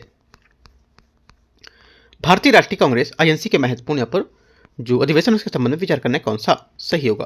पहली बात बोला है किसी महिला द्वारा अधिवेशन की अध्यक्षता पहली बार कानपुर के अधिवेशन में की गई थी। पहली बात यहाँ से गलत है, क्योंकि यहाँ पर किसी महिला के द्वारा पहली बार अध्यक्षता है 1917 में। कब? 1917 में की गई थी। ठीक है, 1917 में कहाँ पर ये की गई थी? 1917 में कलकत्ता अधिवेशन में एनी बेसेंट द्वारा। सेकेंड बात यहाँ से स्वराज का उल्लेख पहली बार 1929 में लाहौर अधिवेशन में किया गया था। सेकेंड बात ये भी गलत है, क्योंकि स्वराज का शब्द का प्रयोग सर्वप्रथम 1906 में कलकत्ता अधिवेशन में दादा भाई नौरोजी ने किया था। 1929 में लाहौर अधिवेशन पूर्ण स्वराज का लक्ष्य रखा गया था। तीसरी बात है गया अधिवेशन की अध्यक्षता महात्मा गांधी द्वारा की गई थी। ये भी बात गलत है, क्योंकि 1922 में गया अधिवेशन की अध्यक्षता चित्तरंजन दास ने की थी। महात्मा गांधी ने केवल एक बार 1924 में बेलगाम के अधिवेशन की अध्यक्षता की थी। तीनों बातें गलत है। 20 का आंसर डी यहाँ से करेक्ट है, कोई सही नहीं है। 21 है चोल साम्राज्य की सामाजिक आर्थिक और जो स्थिति उसको लेकर के विचार करना है। चोल साम्राज्य में सती और देवदासी प्रथाएं प्रचलित थी। पहली बात 21 का पहला स्टेटमेंट यहाँ से क्या करेक्ट है, क्योंकि यहाँ पर चोल समाज में सती प्रथा के उदाहरण मिलते हैं, विशेषकर राज परिवारों में। राइट, इसके अलावा मंदिरों में देवदासी प्रथा जैसे कि नृत्य और सेवा के लिए समर्पित महिलाएं उसमें व्यापक रूप से प्रचलित थी। सेकेंड बात है कांची में रेशम बुनाई उद्योग समृद्ध अवस्था में था। सेकेंड बात यहाँ से करेक्ट है, क्योंकि चोल काल में दक्षिण भारत में वस्त्र उद्योग बहुत ही विकसित था और कांजीवरम है इसमें रेशम की बुनाई के लिए जो एक यहाँ पर प्रमुख और यहाँ पर समृद्ध केंद्र के रूप में उभरा था। सेकेंड बात करेक्ट है। तीसरी बात यहाँ से चोलों द्वारा दक्षिण पूर्व एशिया के साथ यहाँ पर व्यापक स्तर पर व्यापार किए जाते थे। तीसरी बात भी करेक्ट है, क्योंकि यहाँ पर चोलों ने नौसेना के यहाँ पर बहुत शक्तिशाली थी इनकी। उन्होंने यहाँ पर श्रीलंका और दक्षिण पूर्व एशिया श्री विजय साम्राज्य के यहाँ पर साथ व्यापक और यहाँ पर समुद्री जो मार्ग था उसको लेकर के सांस्कृतिक प्रभाव फैलाया था। तीनों बातें सही है। 21 का आंसर डी यहाँ से करेक्ट होगा, सही पूछा है। 22 नंबर है 22 नंबर अंतर्राष्ट्रीय यहाँ पर दूरसंचार संघ ITO के बारे में विचार करते हैं। ये संयुक्त राष्ट्र की एक विशेषीकृत एजेंसी होगी। पहली बात यहाँ से करेक्ट है। ठीक है, दूसरी बात है ये वैश्विक रेडियो स्पेक्ट्रम अब उपग्रह कक्षाएं आवंटित करती है। सेकेंड बात यहाँ से करेक्ट है, क्योंकि यहाँ पर ये संस्था वैश्विक स्तर पर रेडियो स्पेक्ट्रम का प्रबंधन करेगी और उपग्रह के लिए कक्षाएं आवंटित करती ताकि इसमें तकनीकी हस्तक्षेप ना हो। तीसरी बात है हाल ही में भारत को अंतर्राष्ट्रीय दूरसंचार संघ ITO परिषद का सदस्य चुना गया है। तीसरी बात भी करेक्ट है, क्योंकि यहाँ पर 2023 से 26 के बीच अवधि के लिए ITO के परिषद के सदस्य के रूप में फिर से चुना गया है, जो यहाँ पर वैश्विक दूरसंचार नीतियों की भारत की जो बढ़ती भूमिका है उसको दर्शाता है। तो तीनों बातें करेक्ट है। आंसर क्या होगा? सभी यहाँ से सही है ITO के बारे में। ठीक है, आंसर क्या हो जाएगा? सही पूछा तो डी। 23 नंबर है 23 नंबर क्वेश्चन संयुक्त राष्ट्र पर्यावरण कार्यक्रम यूनाइटेड नेशन एनवायरमेंट प्रोग्राम के बारे में विचार करना है। इसी पर्यावरण और विकास पर संयुक्त राष्ट्र जो सम्मेलन है उसके परिणाम स्वरूप स्थापित किया गया था? पहली बात, 23 का पहला स्टेटमेंट यहाँ से गलत हो जाएगा। क्यों? क्योंकि यहाँ पर जो यूएनईपी की स्थापना 1972 में स्टॉकहोम में हुए मानव पर्यावरण की जो संयुक्त राष्ट्र सम्मेलन है उसके परिणाम स्वरूप हुई थी, और पर्यावरण विकास सम्मेलन जिसे पृथ्वी सम्मेलन कहते हैं ये 1992 में हुआ था। तो ये बात गलत हो जाएगी। सेकेंड बात है, ये चैंपियन ऑफ द अर्थ पुरस्कार प्रदान करता है। सेकेंड बात यहाँ से करेक्ट है, क्योंकि यहाँ पर चैंपियन ऑफ द अर्थ जो है पुरस्कार यूएनईपी द्वारा प्रदान किया जाता है, और यहाँ पर उसका एक सर्वोच्च पर्यावरण सम्मान भी है। सेकेंड बात यहाँ से करेक्ट है। तीसरा, ये वैश्विक पर्यावरण सुविधा के लिए कार्यान्वयन एजेंसी में एक होगा, या एक मानेंगे इसको। तीसरी बात भी यहाँ से करेक्ट है, क्योंकि यहाँ पर ये यूएनईपी वैश्विक पर्यावरण जो सुविधा होती है जीईएफ, उसके लिए यहाँ पर महत्वपूर्ण कार्यक्रम एजेंसियों में से एक होगा, जो विकासशील देशों के लिए पर्यावरण परियोजनाओं के लिए तहत यहाँ पर वित्त पोषण करेगा। ठीक है, तो 2 और 3 बात इसकी करेक्ट है। आंसर क्या होगा? बी, सी करेक्ट है ना? सी यहाँ से हो जाएगा 23 का। 24 है, वह एक फारसी व्यापारी था जो कालीकट में बहमनी साम्राज्य का प्रधानमंत्री बना। वह मैंने प्रतिभा का धनी था और उसने कोकण और गोवा पर विजय प्राप्त की। उसने बीदर में एक कॉलेज का निर्माण हेतु दान दिया था। उसकी अभिज्ञताएं उसके विरुद्ध षड्यंत्र किए गए थे। उसकी मृत्यु के बाद यहाँ पर बहमनी साम्राज्य का पतन भी प्रारंभ हो गया था। यहाँ पर किसकी बात कर रहा है? ये बात कर रहा है महमूद गौवा की बात कर रहा है। ठीक है, महमूद गौवा एक फारसी व्यापारी था जो यहाँ पर बहमनी साम्राज्य के प्रधानमंत्री पेशवा बना। ठीक है, पेशवा प्रधानमंत्री। ठीक है, उसने साम्राज्य का विस्तार किया और यहाँ पर पश्चिमी तट पर कोकण गोवा पर विजय भी प्राप्त की थी। उसने कला और शिक्षा का प्रेमी था वो। ठीक है, और उसने बीदर में एक प्रसिद्ध मदरसा कॉलेज भी बनवाया था। ठीक है, और स्थानीय अमीरों को लेकर के उसने विरुद्ध षड्यंत्र चलाया था और सुल्तान के विरुद्ध भड़काया था, जिसके कारण यहाँ पर 1481 में उसे मृत्युदंड भी दिया गया था। इसकी मृत्यु के साथ बहमनी साम्राज्य का पतन हो गया। ये की पॉइंट जो मैंने बताया आप नोट कर सकते हो। आगे आते क्वेश्चन नंबर 25। 25 नंबर क्वेश्चन है केंद्रीय सूचना आयोग, उसको लेकर के क्वेश्चन है। देखते हैं इसमें। केंद्रीय सूचना आयोग CIC के मुख्य सूचना आयुक्त के जो नियुक्ति है उसकी संस्था को गठित करने को लेकर कौन से यहाँ पर सदस्य की शामिल हो सकते हैं बताना है। पहला बोला है 25 नंबर में प्रधानमंत्री। देखो यहाँ पर सूचना आयुक्त अधिकार होता है, इसमें तहत यहाँ पर मुख्य सूचना अधिकार और यहाँ पर सूचना आयुक्तों की जो नियुक्ति है वो राष्ट्रपति द्वारा एक समिति की सिफारिश के आधार पर की जाती है, जिसमें शामिल होते हैं प्रधानमंत्री, है ना, समिति के अध्यक्ष हो गए। राइट। दूसरी बात है लोकसभा अध्यक्ष विपक्ष का नेता, जो लोकसभा में विपक्ष का नेता, यदि विपक्ष का नेता नहीं हो तो उससे सबसे बड़े विपक्षी दल का नेता होना चाहिए। सेकंड बात यहाँ से लोकसभा दल अध्यक्ष नहीं होगा, गलत हो जाएगा। लोकसभा नेता का प्रतिपक्ष, ये बात सही है। ठीक है। चौथी बात है भारत के मुख्य न्यायाधीश और उसके द्वारा नियुक्त किए गए एक न्यायाधीश, ये भी बात यहाँ से क्या होगी? गलत हो जाएगी, क्योंकि यहाँ पर लोकसभा अध्यक्ष और या भारत के मुख्य न्यायाधीश शामिल नहीं होते हैं। ठीक है, याद रखना है। आंसर 2-3 करेक्ट हो जाएगा, सॉरी 2-3 नहीं, 1-3 करेक्ट हो जाएगा। 1-3 है, 1-3 करेक्ट होगा तो सी आंसर सही है। क्वेश्चन 26 है, आज देखते हैं। डिफॉल्ट होने वाली कोई यहाँ पर फर्म विलफुल डिफॉल्ट की श्रेणी में आती है, यदि कब आएगी यहाँ पर विलफुल श्रेणी में? देखो, यदि यहाँ पर फर्म ने अपना बोला कि ऋणदाता से प्राप्त वित्त का उपयोग उन विशिष्ट उद्देश्यों से नहीं किया जिसके लिए यहाँ पर ऋण लिया गया था, और इसका उपयोग अन्य उद्देश्यों की आपूर्ति के लिए किया है, तो क्या सही है ये? देखो, तो ये बात जो पहली वाली बोला है ये बात इसकी करेक्ट है। ठीक है, क्योंकि यहाँ पर हमने फर्म को उद्देश्य से पैसा लिया लेकिन और कहीं और खर्च कर रहे हो उसको, है ना, कहीं और यूज कर दो। पहली बात यहाँ से सही है। सेकेंड बात बोला है कि फर्म ने बैंक की जानकारी के बिना टर्म लोन मियादी जो ऋण होता है वो प्राप्त करने के लेकर प्रस्तुत अचल संपत्ति में निपटान कर दिया, तो भी बात यहाँ से करेक्ट होगी, क्योंकि फर्म ने बैंक को बताए बिना उन संपत्तियों को बेच दिया जिन्हें ऋण प्राप्त करने के लिए गिरवी रखा हो, है ना, बैंक को आपने बताया नहीं हो। राइट, तो ये बात क्या होगी? ये भी बात सही है। तीसरी बात है फर्म अपने भुगतान दायित्व को पूरा करने की क्षमता के बावजूद अपने दायित्व को भुगतान करने में चूक जाए, ये भी बात सही है, क्योंकि यहाँ पर अगर इकाई के पास ऋण चुकाने की पूरी क्षमता है लेकिन वो जानबूझकर पैसे नहीं कर रहा है, तो भी क्या होगा? तो भी यहाँ पर डिफॉल्टर घोषित करे जाओगे। तो देखो, ये काफ़ी न्यूज़ में था डिफॉल्टर वाली चीज़ अभी, है ना, तो आपको याद रखना है, क्वेश्चन घुमा के पूछ सकता है। ठीक है, तीनों स्टेटमेंट आपको लिख लेना इंपॉर्टेंट है। आंसर सभी सही है, डी यहाँ से करेक्ट आंसर होगा 26 का। 27 आते हैं। ब्रिटिश भारत में विभिन्न यहाँ पर क्षेत्र के असहयोग आंदोलन की यहाँ पर सीमित सफलता को लेकर के कौन से कारक उत्तरदायी थे? आंसर हो जाएगा, पहली बात है ये बोला प्रारंभ में यह आंदोलन शहरों और छोटे कस्बों तक ही सीमित था, जहाँ मध्यम वर्ग की जो भागीदारी थी वो धीरे धीरे कमी आने लगी थी। पहली बात यहाँ से करेक्ट है, ठीक है। सेकेंड बात है, जस्टिस पार्टी ने असहयोग आंदोलन के विरुद्ध एक यहाँ पर सक्रिय अभियान चलाया था और मॉन्टेग्यू चेम्सफोर्ड सुधारों में एक समर्थन जैसी रैली निकाली थी। सेकेंड बात यहाँ से गलत है, क्योंकि मद्रास की जस्टिस पार्टी ने असहयोग आंदोलन का समर्थन नहीं किया था, क्योंकि वे विधानसभा चुनाव में भाग लेना चाहते थे। लेकिन वहाँ पर उन्होंने इसके विरुद्ध कोई बड़ा सक्रिय अभियान चलाने या सुधार करने को लेकर उन्होंने ऐसा नहीं बताया था, ठीक है। तो क्या होगा, तो यहाँ से जो बात हो जाएगी आपकी 27 का सेकेंड वाली, ये क्या होगी, 27 का जो पहली बात यहाँ से करेक्ट है, ठीक है। दूसरी बात यहाँ से है जो ये आपकी दूसरी बात यहाँ से इसकी गलत हो जाएगी, है ना, क्योंकि यहाँ पर इन्होंने सक्रिय अभियान चलाया था और सुधारों के समर्थन के लिए रैलियां नहीं निकाली थी, और उनका मुख्य तर्क था कि यहाँ पर जो चुनाव थे उनके माध्यम से वे गैर ब्राह्मणों के लिए हितों को रक्षा कर सके। तीसरी बात है, राष्ट्रीय विद्यालयों की अपर्याप्तता ने छात्रों को सरकारी शिक्षण संस्थान में वापस जाने को मजबूर किया था।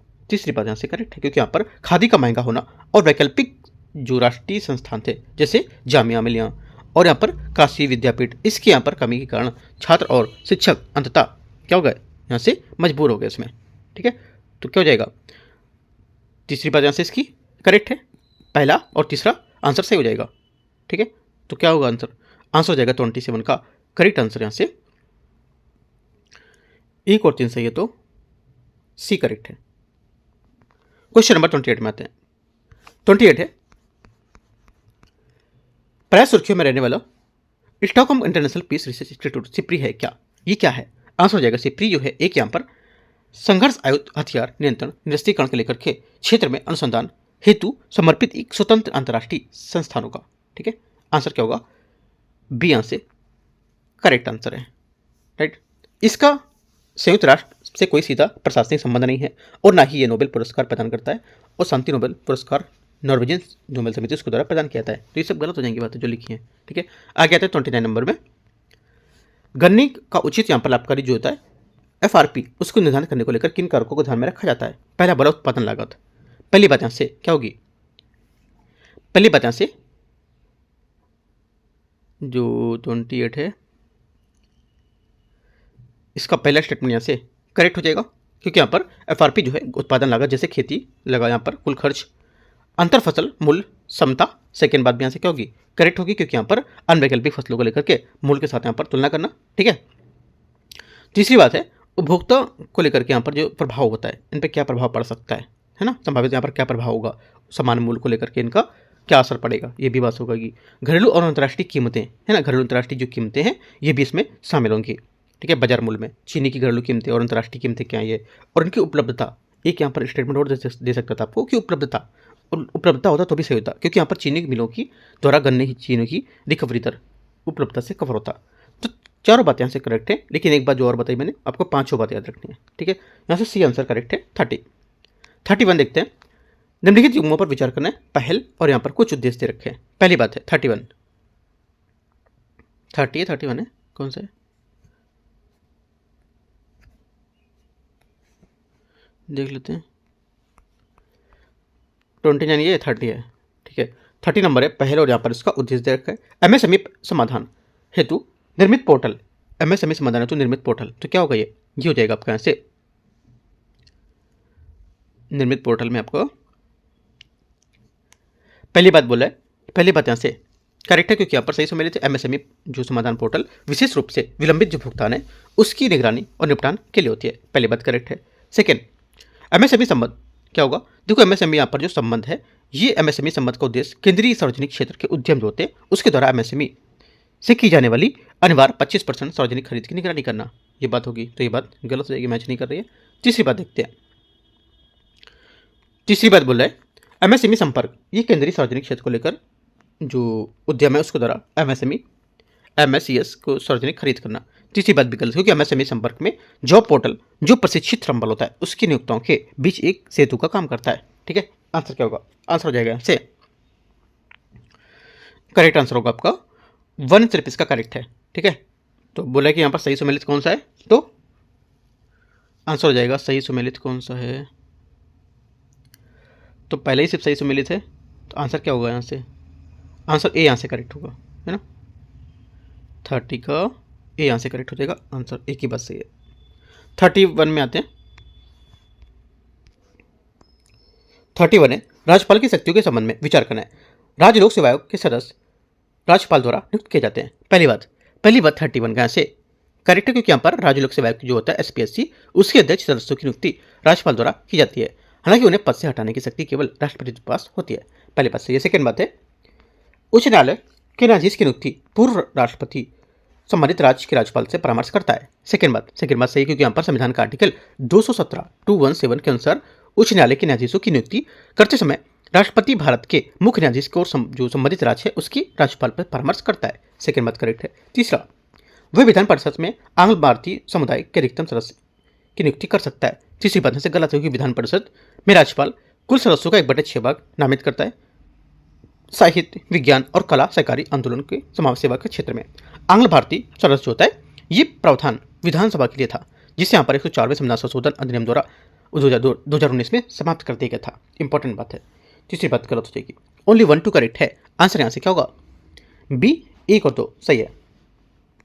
क्वेश्चन नंबर 32, इसरो के निसार जो सिंथेटिक यहाँ पर पर्चर रडार है, इसके बारे में मिशन 2025 में जो लॉन्च किया गया है उसके बारे में विचार करना है।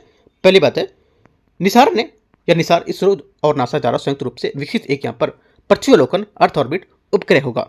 ठीक है, तो पृथ्वी अवलोकन और अर्थ ऑब्जर्वेशन उपग्रह है। पहली बात 32 का यहाँ से क्या होगी? करेक्ट है। सेकेंड बात बोल रहे हैं इसमें, यह मिशन मुख्य रूप से भूमि और यहां पर बर्फ की विकृति, परिस्थिति तंत्र और महासागरीय क्षेत्रों का अध्ययन भी करेगा। सेकेंड बात भी करेक्ट है।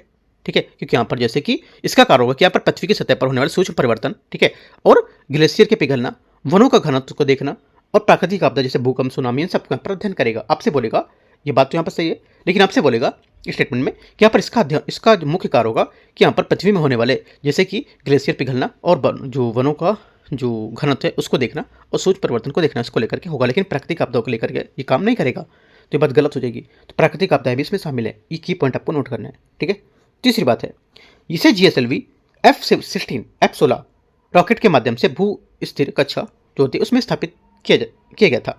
तीसरी बात से गलत, क्योंकि यहाँ पर इसे निम्न पृथ्वी कक्षा जिसको बोलते हैं लो अर्थ ऑर्बिट LEO, उसमें स्थापित किया गया था, ना कि भू स्थिर कक्षा के साथ में। ठीक है, और इसे इसरो GSLV मार्क सेकंड जो है उसमें द्वारा लॉन्च करने की योजना बनाई जा रही है। आपसे बोल देगा इसे GSLV मार्क थर्ड उसमें लॉन्च करने की योजना बनाई जा रही है। तो ये बात याद रखना है, क्या गलत है क्या सही है। ठीक है, करेक्ट पॉइंट अपना चूज करके लिख लेना है अगर मिस्टेक हो रहा है पढ़ने में थोड़ा सा तो। ठीक है, जैसे कि आप मार्क थर्ड या मार्क थर्ड अगर थर्ड में सेकंड में अगर थोड़ा सा कन्फ्यूज रहते हो तो आप लिख सकते हो पॉइंट को। ठीक है, तो 1 2 यहाँ से करेक्ट है। आंसर क्या होगा? 32 का ए नहीं, बी करेक्ट है। ठीक है, 33, देखो टेलीग्राम से बस जुड़ जाओ, क्योंकि अभी मैं कुछ टाइम में जल्दी यहाँ पर डेली टारगेट स्टार्ट करने वाला हूँ, क्योंकि 4-5 में पेपर करा लूँ, है ना, ये फुल लेंथ वाले, फिर उसके बाद में डेली टारगेट को स्टार्ट करता हूँ। ठीक है, तो जल्दी से कंटिन्यू आप जुड़ जाओ। जो आपका चैनल है टेलीग्राम UPSC नॉलेज ट्रैक, और कुछ इंपॉर्टेंट चीज़ें मैं आपको यहाँ से शेयर करता रहूँगा। जो टारगेट दूंगा, जो पॉसिबल होगा मुझसे, वो वहाँ पर उसके की पॉइंट भी मैं आपको शेयर कर दिया करूँगा PDF के फॉर्म में। ठीक है,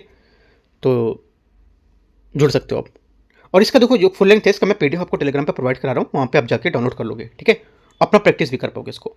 आते हैं 33 नंबर में, हाइड्रोजन ईंधन के संबंध में विचार करना है, कौन सा सही होगा? पहली बात, यह हाइड्रोजन और ऑक्सीजन को संयोजित कर विद्युत उत्पादन करता है। पहली बात यहाँ से करेक्ट है। ठीक है, क्योंकि यहाँ पर हाइड्रोजन ईंधन सेल एक यहाँ पर विद्युत रासायनिक उपकरण है जो हाइड्रोजन और ऑक्सीजन के बीच यहाँ पर रासायनिक अभिक्रिया के माध्यम से सीधी विद्युत ऊर्जा उत्पन्न करता है। सेकेंड बात है, ये कार्बन डाइऑक्साइड अथवा कणकीय पदार्थों का उत्सर्जन नहीं करता है। सेकेंड बात यहाँ से करेक्ट है, क्योंकि यहाँ पर इस प्रक्रिया में उप उत्पाद जो बाई प्रोडक्ट है उसके रूप में केवल पानी या जलवाष्प जो होता है और यहाँ पर ऊष्मा निकलती है। इसमें कार्बन डाइऑक्साइड, नाइट्रोजन जो ऑक्साइड है उसके यहाँ पर किसी भी प्रकार के हानिकारक कणकीय पदार्थ PM का उत्सर्जन नहीं होता है। एकदम करेक्ट बात है, दोनों बात एकदम सही है। आंसर क्या होगा? 33 का करेक्ट बात C। आपको PDF तो मिलेगा, लेकिन यहाँ पे सिर्फ आपको क्वेश्चन वहाँ पे मिलेंगे। ठीक है, आंसर आपको अभी नहीं मिलेगा, क्योंकि आंसर अभी मैंने रेडी नहीं किया हुआ। आपको प्रैक्टिस क्वेश्चनों की करना है, कहाँ पर क्वेश्चन गलत हो रहा है, क्या सही हो रहा है, आपको फिर यूट्यूब पे देखना है। ठीक है, आते 34, गंभीर धोखाधड़ी जांच कार्यालय जो है उसके संबंध में विचार करना है। ये देश में होने वाले सफेद पोश अपराधों के लिए निपटने के लिए एक यहाँ पर बहुविषयक सामाजिक संगठन होगा। पहली बात यहाँ से करेक्ट है, क्योंकि यहाँ पर SFIO एक यहाँ पर बहु विषयक संगठन होगा जिसमें यहाँ पर लेखांकन, ऑडिटिंग और यहाँ पर जो कानून सूचना प्रौद्योगिकी है उसका यहाँ पर कराधान जो विशेषज्ञ होता है वो शामिल होते हैं। ये कंपनी अधिनियम 2013 के तहत यहाँ पर संविधि किया गया, यहाँ पर स्टैट्यूटरी बॉडी होगी, या दर्जा प्राप्त है। पहली बात करेक्ट है। सेकेंड बात है ये वित्त मंत्रालय के प्रत्यक्ष प्रभार के तहत आता है। ये बात गलत है, क्योंकि यहाँ पर SFIO जो होता है ये वित्त मंत्रालय के अधीन नहीं आता, बल्कि यहाँ पर कारपोरेट मामले का मंत्रालय, मिनिस्ट्री ऑफ कॉर्पोरेट अफेयर, उसके प्रशासनिक नियंत्रण में काम करेगा। ओनली वन करेक्ट है, 34 का आंसर। एक बात इसकी सही है पहली वाली। 35 नंबर है केंद्रीय भू जल प्राधिकरण के संबंध में विचार करना है। इसका गठन जल प्रदूषण निवारण नियंत्रण अधिनियम 1974 में किया गया। पहली बात क्या होगी, 35 का पहला स्टेटमेंट यहाँ से गलत है, क्योंकि यहाँ पर CGWA का गठन पर्यावरण संरक्षण अधिनियम 1986 की धारा 3 के तहत यहाँ पर किया गया था, ना कि जल अधिनियम 1974 के तहत। पहला गलत।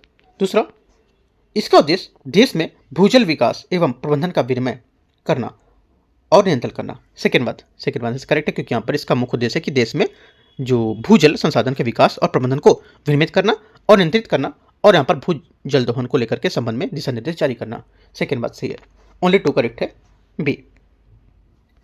36 है निम्नलिखित में से कौन सा या कौन से अकबर की धार्मिक नीति के भाग थे।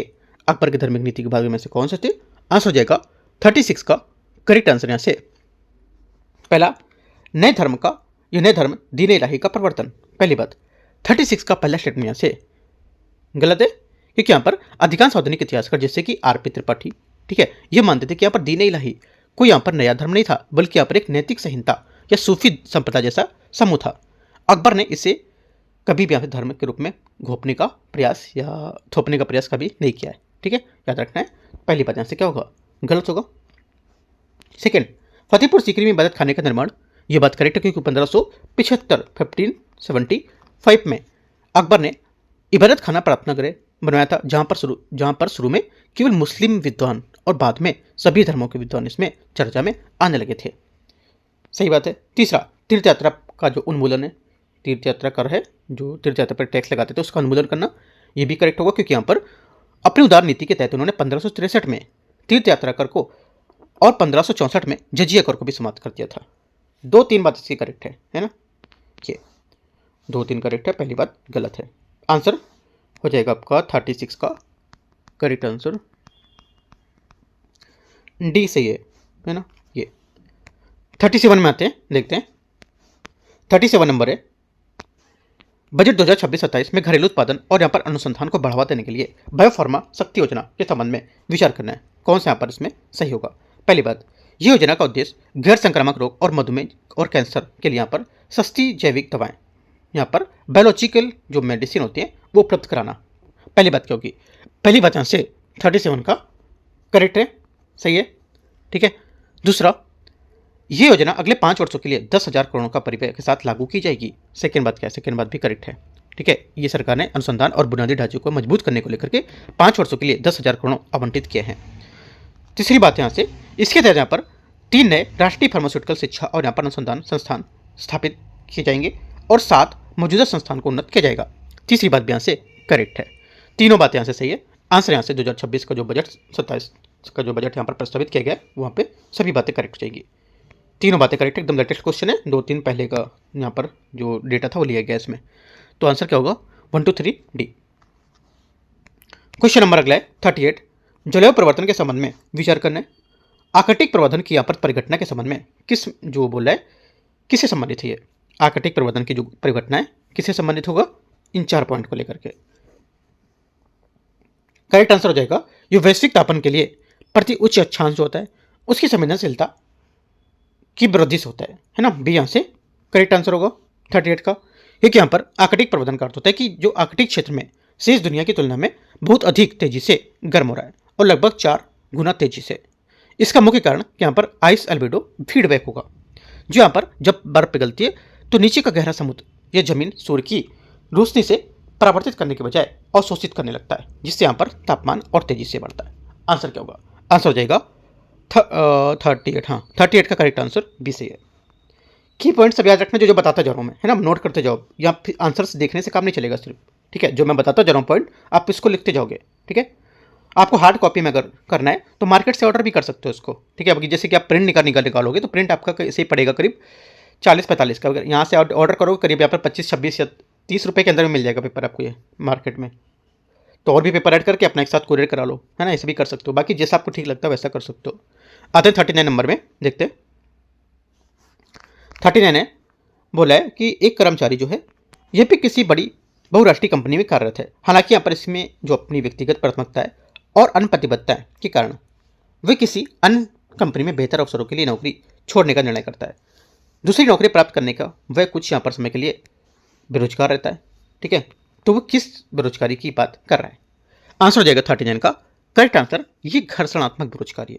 कौन सी होगी घर्षणात्मक बेरोजगारी? होती क्या है आप जब पता लगा पाओगे, जब आपको इसकी डिफिनेशन पता होगी घर्षणात्मक क्या होता है ना, और यहाँ पर जो मौसमी बेरोजगारी क्या होती है, संरचनात्मक क्या होती है, जब पता होगा तब। जब कोई व्यक्ति अपनी इच्छा से एक नौकरी छोड़ता है तो दूसरी नौकरी के लिए यहाँ पर तलाश करता है, तो वह उसके बीच अवधि को घर्षणात्मक बेरोजगारी कहते हैं। इंपॉर्टेंट पॉइंट है, लिख सकते हो।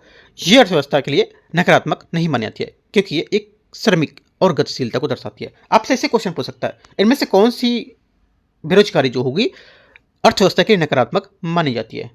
बोल देगा, इशारा दे देगा, तो बोल देगा कि ये घर्षणात्मक है ना। तो घर्षणात्मक यहाँ पर नकारात्मक नहीं होती है, इंपॉर्टेंट बात है, ठीक है। आगे आते हैं, आगे देखते हैं। क्वेश्चन नंबर 39 हो गया 40। बाकी सब तो पता होगा आपको, नहीं पता तो बता देते हैं। मौसमी बेरोजगारी जैसे, ये मौसमी बेरोजगारी सब जैसे कि वर्ष के कुछ महीनों को काम करने को लेना, जैसे कृषि हो गया, है ना। कृषि यहाँ से कुछ जैसे कि फसलें कुछ टाइम में ही बोते हैं, राइट। अगला है संरचनात्मक बेरोजगारी। ये क्या होती है? जो कुछ संरचनात्मक बेरोजगारी में कौशल की कमी मांग बदलने के कारण होती है। और चक्रीय बेरोजगारी होती है कि जैसे कि आर्थिक मंदी के कारण, ऐसा, राइट। आगे आते हैं क्वेश्चन नंबर 40। 2025 में भारत ने रक्षा क्षेत्र में अपनी क्षमताओं के बढ़ाने के लिए यहाँ पर प्रोजेक्ट नामक एक, यहाँ पर कौन सा प्रोजेक्ट, भारत ने अपना रक्षा क्षेत्र में अपनी क्षमताओं को बढ़ाने के लिए प्रोजेक्ट नामक एक यहाँ पर स्वदेशी पहल LRSHM, है ना, ये यहाँ पर क्या किया था, सफल परीक्षण किया था इसको लेकर के। इस तकनीकी के संबंध में विचार करना है। ये बोला कि हाइपरसोनिक मिसाइलें ध्वनि की गति से 5 गुना या उससे अधिक की गति से यात्रा करती हैं। पहली बात, 40 का पहले आंसर करेक्ट है क्योंकि यहाँ पर जो हाइपरसोनिक गति है इसका अर्थ होता है कि 5 मैक ध्वनि, मतलब 5 गुना अधिक यहाँ पर उससे चलना ध्वनि की गति से, राइट, या उससे अधिक। ये मिसाइलें इतनी तेज और जो पैतरेबाजी करने वाली होती है कि उन्हें रडार पकड़ना बहुत मुश्किल हो जाता है, ठीक है। पहली बात सही है। सेकेंड, ये बोला LRASHM मिसाइल मुख्य रूप से पनडुब्बियों से लॉन्च करने के लिए डिजाइन की गई है। सेकेंड बात से गलत है क्योंकि यहाँ पर जो मिसाइल है ये वाली LRASHM मतलब long range anti escape missile, ये क्या है, मुख्य रूप से सतह से सतह, ठीक है, मुख्य रूप से सतह से लड़ाकू विमान जो होता है उसकी जैसे सुखोई उसको लेकर लॉन्च करने को लेकर विकसित की जा रही है, ना कि विशेष रूप से पनडुब्बियों के लिए। तो ये बात गलत होगी। तीसरा, ये मिसाइल के विकास का उद्देश्य हिंद महासागर क्षेत्र में भारत की नौसैनिक शक्ति को बढ़ावा देना, ये बात करेक्ट है। 1 और 3 सही है। आंसर यहां से क्या होगा, C 40 का करेक्ट आंसर है। आगे आते क्वेश्चन नंबर 41 देखते हैं। 41 है, निम्नलिखित में से कौन सा विचार दर्शन जैन परंपरा से संबंधित होगी? आंसर हो जाएगा 41 का पहला, बोला है संपूर्ण विश्व प्राणवान। पहली बात यहां से करेक्ट है क्योंकि जैन धर्म का मानना है कि यहाँ पर पत्थर, जल, वायु जैसे यहाँ पर निर्जीव सभी पदार्थों में जीवन या जीव होता है, पहला करेक्ट है। सेकेंड, अहिंसा के सिद्धांत का तात्पर्य सजीवों को क्षति न पहुंचाने से है। सेकेंड बात यहाँ से यह भी करेक्ट है क्योंकि अहिंसा जैन धर्म का केंद्र बिंदु है जिसने यहाँ पर कीड़े मकोड़े तक नुकसान न पहुंचाने का प्रावधान या प्रयास किया जाता है। तीसरी बात है, कर्म के चक्र से स्वयं को मुक्त करने के लिए विश्व का परित्याग करना होगा। तीसरी बात भी करेक्ट है क्योंकि जैन धर्म के अनुसार कर्म के बंधनों को काटने और यहाँ पर मोक्ष जो केवल होते हैं उसको प्राप्त करने के लिए संसार का त्याग और तपस्या आवश्यक होती है। आंसर क्या होगा, तीनों बातें करेक्ट है। 41 का डी बात यहां से सही है। 42, अधिभार के संबंध में विचार करना है। ये पूर्व से चुकाए गए जो कर होते हैं उस पर क्या है, किया जाने वाला एक शुल्क होता है। पहली बात, 42 का पहला स्टेटमेंट यहां से करेक्ट है क्योंकि यहां पर अधिभार पर जो कर होता है ये टैक्स ऑन टैक्स, उस पर इसकी गणना कर योग आय पर नहीं होती है बल्कि इसमें पहले गणना किए गए जो दे होते हैं, दे टैक्स या पेबल टू टैक्स होता है उस पर की जाती है। पहली बात गलत है।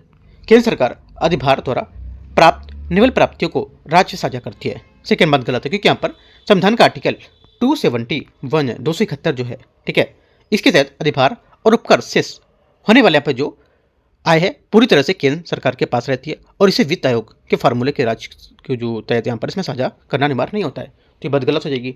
ओनली वन करेक्ट है यहाँ से। आंसर 42 का एक बात सही है। 43 है वेटलैंड इंटरनेशनल संबंध में विचार करना है। देखते हैं 43 को। पहली बात है ये कि यहाँ पर गैर लाभकारी संगठन अंतर्राष्ट्रीय संगठन है। पहली बात 43 का पहला स्टेटमेंट यहाँ से क्या होगा, ये करेक्ट है, क्योंकि यहाँ पर यह आर्द्र भूमि वेटलैंड्स के संरक्षण और पुनर्स्थापना के लिए समर्पित एकमात्र वैश्विक गैर लाभकारी नॉन प्रॉफिट संगठन होगा, ऑर्गेनाइजेशन होगा, ठीक है, जिसका मुख्यालय नीदरलैंड में स्थित है। पहली बात करेक्ट है। सेकेंड है यह आर्द्र भूमि के संरक्षण के लिए अनुसंधान और समुदाय आधारित फील्ड जो परियोजना है उसका संचालन करेगा। सेकेंड बात भी करेक्ट है, क्योंकि यहाँ पर जो यह संगठन होगा यह रामसर कन्वेंशन के साथ मिलकर काम करेगा, ठीक है, यह काम करता है और यहाँ पर वैज्ञानिक अनुसंधान के आधार पर सामुदायिक जो परियोजना होती है उसको लागू करता है और यहाँ पर ताकि जैव विविधता का संरक्षण हो सके। दोनों बातें यहाँ से एकदम करेक्ट है और इंपॉर्टेंट क्वेश्चन यहाँ पर ये, ठीक है, इंपॉर्टेंट लिख सकते हो, की पॉइंट भी इसके लिख सकते हो अगर आपको पॉइंट नहीं पता थे तो। पता है तो नहीं लिखना है। 44 है निम्नलिखित पर विचार करना है। यहाँ पर नृत्य दे रखा है और इनके संबंध में कुछ राज्य दे रखे कौन कौन से हैं देखते हैं। पहला यहाँ पर है ये बोला है रम्मत उत्तराखंड। देखो रम्मत यहाँ पर है ये राजस्थान विशेषकर बीकानेर और यहाँ पर जैसलमेर का एक प्रसिद्ध लोक नृत्य है, न कि उत्तराखंड का। कालबेलिया राजस्थान। सेकेंड बात कालबेलिया राजस्थान का प्रसिद्ध सपेरा नृत्य होता है जिसे यूनेस्को की अमूर्त विरासत सूची में शामिल किया जाता है। करेक्ट है। छऊ नृत्य कर्नाटक। गलत है, छऊ नृत्य यहाँ पर मुख्य रूप से पूर्वी भारत, उड़ीसा, पश्चिम बंगाल और झारखंड में प्रचलित होता है, ठीक है, कर्नाटक में नहीं। तो सिर्फ यहाँ से एक बात करेक्ट है, कौन सी, दूसरी वाली। क्वेश्चन 45 है हाल ही में समाचारों में रहे नाइस महासागर जो कार्य योजना है उसके बारे में, ठीक है, नाइस महासागर कार्य योजना है, नाइस ओशियन एक्शन प्लान और वैश्विक पर्यावरणीय पहल के संबंध में विचार करना है। पहली बात जून 2025 में आयोजित तीसरे संयुक्त राष्ट्र महासागर सम्मेलन UNOC3 की सह मेजबानी फ्रांस और कोस्टारिका द्वारा की गई है। पहली बात 45 का पहला स्टेटमेंट यहाँ से करेक्ट है। सेकेंड बात है इसका, हाँ, ये बोला है कि विश्व पर्यावरण दिवस, पहला क्या था, पहला करेक्ट था, ठीक है। पहली बात है विश्व पर्यावरण दिवस 2025 की आधिकारिक मेजबानी दक्षिण कोरिया द्वारा की गई, जिसका मुख्य विषय थीम प्लास्टिक प्रदूषण समाप्त करना, बीट प्लास्टिक पॉल्यूशन। सेकेंड बात तो सही है, ठीक है, ये भी करेक्ट है। इसका वहाँ पर मुख्य उद्देश्य यही था कि यहाँ पर जो प्रदूषण के खिलाफ वैश्विक अभियान की गति देना, राइट, और इसकी मेजबानी कोरिया ने की थी, दक्षिण कोरिया ने, ठीक है, पर्यावरण 2025 का। तीसरी बात है नाइस महासागर कार्य योजना का मुख्य उद्देश्य समुद्री संरक्षित जो क्षेत्र होते हैं उसका विस्तार करना और समुद्री परिवहन को कार्बन मुक्त यहाँ पर करना। तीसरी बात क्या होगी, तीसरी बात यहाँ से ये भी करेक्ट है, क्योंकि नाइस महासागर कार्य योजना के तहत पर 2030 तक 30% समुद्री क्षेत्रों के संरक्षण और यहाँ पर शिपिंग जो हो गए उसको हरित यहाँ पर जो ऊर्जा है उसको लेकर के यहाँ पर संकल्प लिया जाना। तीनों बातें क्या यहाँ से करेक्ट है, आंसर सभी तीन इसके स्टेटमेंट सही हो जाएंगे। क्वेश्चन आगे आते हैं 46। निम्नलिखित में से कौन से क्षेत्र जो हैं वो जलवायु परिवर्तन आकलन भारतीय नेटवर्क 4x4 हो जाएगा उसके आकलन को लेकर कवर किए गए, ठीक है। देखो जो आंसर हो जाएगा 46 का यहाँ से जो इनका 4x4 या 4x4 आकलन जो है ये यहाँ पर पहली बात हिमालय क्षेत्र, ठीक है, हिमालय क्षेत्र क्या होंगे इसमें, हिमालय क्षेत्र यहाँ पर जो इसके INCE है जो मतलब Indian network for climate change है, इसका फुल फॉर्म होगा असेसमेंट। इसकी 4 जो रिपोर्ट है स्टार्ट की गई थी 4x4 रिपोर्ट, इसमें भारत के 4 संवेदनशील क्षेत्र थे, जैसे कि इसका क्षेत्रों में कृषि, ठीक है, जल, स्वास्थ्य और जैव विविधता, इस पर यहाँ पर प्रभाव अध्ययन किया गया था, ठीक है। तो यहाँ से क्या होगा, आंसर जो हो जाएगा 1 2 3 इसके बाद करेक्ट हो जाएगी 1 2 3, ठीक है। तो आंसर क्या होगा, आंसर हो जाएगा इसमें जो पूर्वी घाट इसमें शामिल नहीं है, ठीक है। बाकी आपका पश्चिमी हिमालय, उत्तर पूर्वी क्षेत्र और पश्चिमी घाट इसमें शामिल होगा, ठीक है।